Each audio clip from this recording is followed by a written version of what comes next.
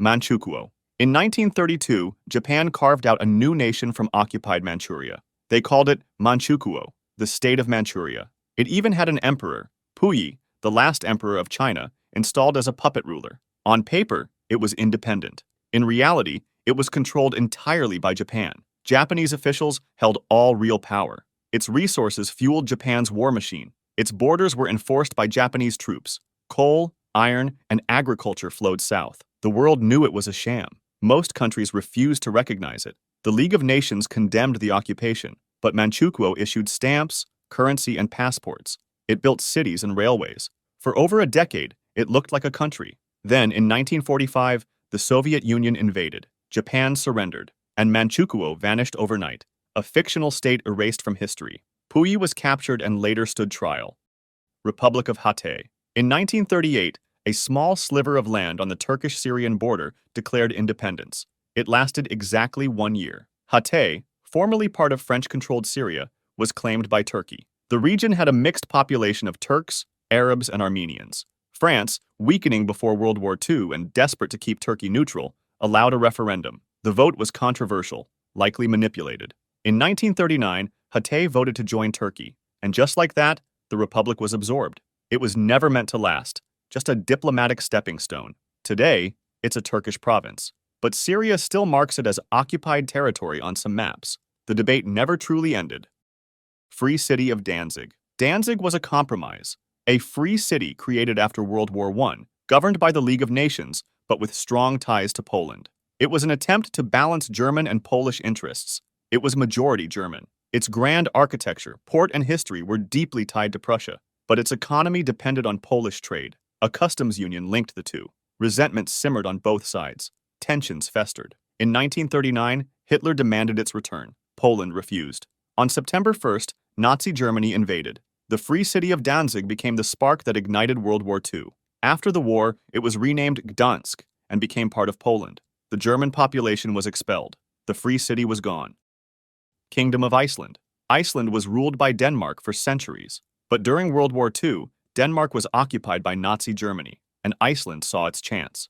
In 1944, while Denmark was powerless to object, Iceland held a referendum. The vote was overwhelming. Independence. The ties that had lasted since 1380 were finally cut.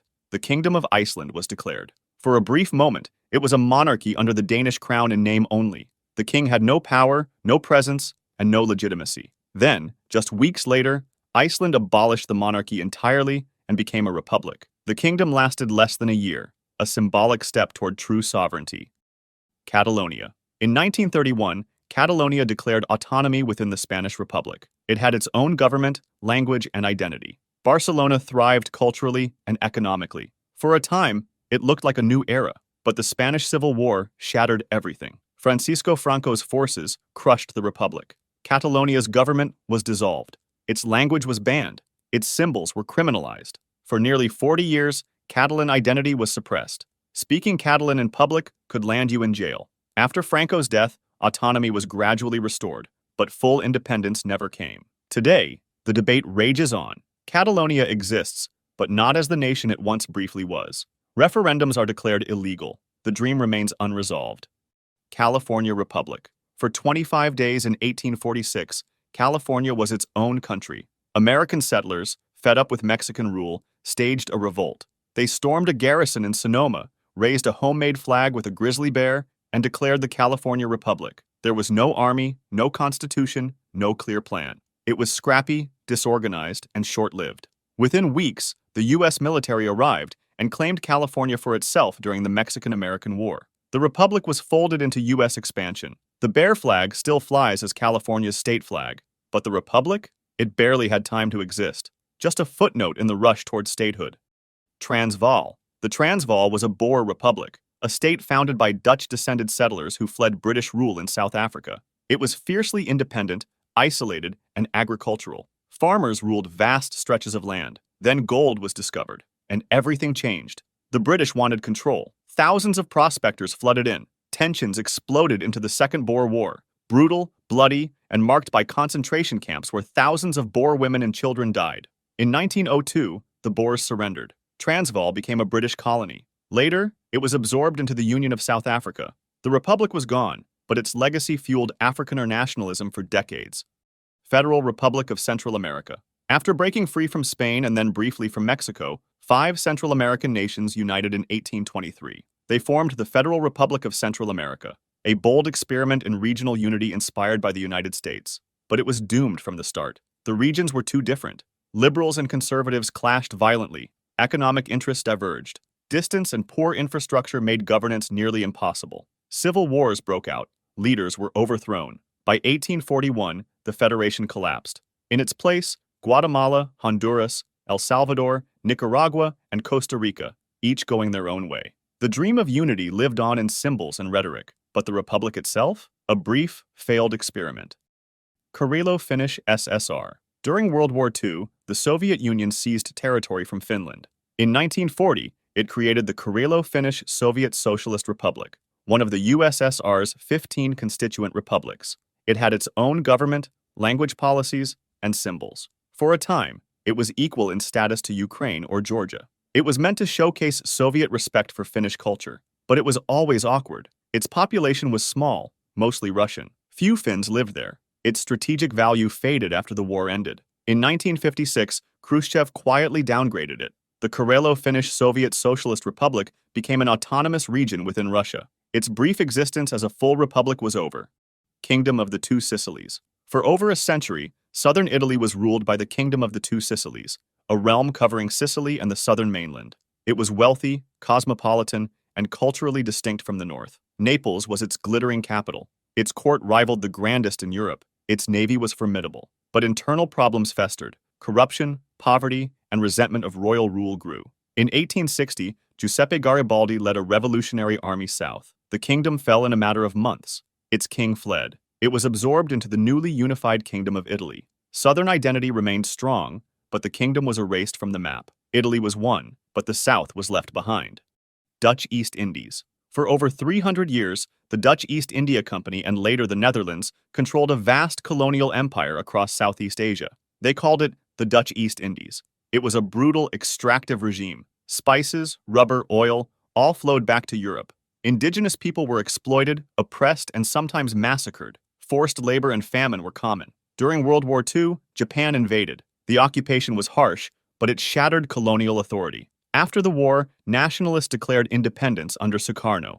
A bloody struggle followed. The Netherlands tried to reclaim control, but in 1949, after international pressure, they finally recognized Indonesian sovereignty. The Dutch East Indies became Indonesia.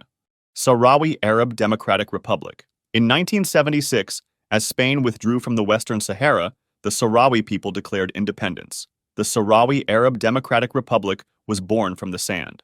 But Morocco and Mauritania immediately invaded, claiming the territory. A guerrilla war erupted. Thousands fled to refugee camps in Algeria, where many remain today. Morocco built a massive sand wall dividing the territory. Today, the Sadr still exists, but only partially. It controls a sliver of desert. It's recognized by some nations, ignored by others. Is it a country?